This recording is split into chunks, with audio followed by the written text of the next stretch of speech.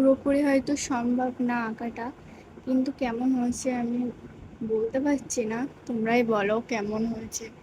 ভালো লাগলে লাইক করবেন, শেয়ার করবেন, পাশে থাকবে বন্ধুরা। টাটা।